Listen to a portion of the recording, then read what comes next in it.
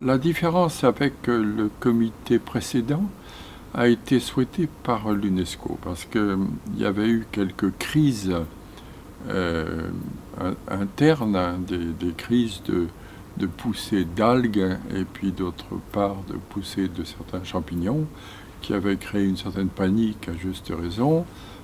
C'est à cette occasion-là qu'avait été créée une association pour la conservation, puis ensuite un comité lui-même scientifique et international, mais l'UNESCO qui était alerté par l'état de l'ASCO, alerté d'ailleurs souvent par des instances internationales, hein, c'est comme ça appartient au patrimoine mondial, certains États se pensaient aussi d'une certaine manière propriétaires de la grotte et responsables de son état.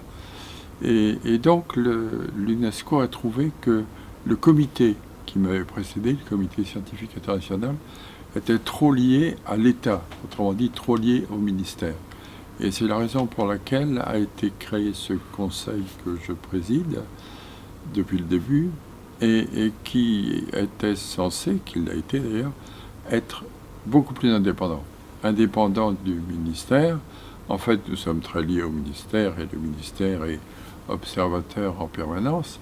Ça appartient à l'État et c'est l'État qui traite avec l'UNESCO.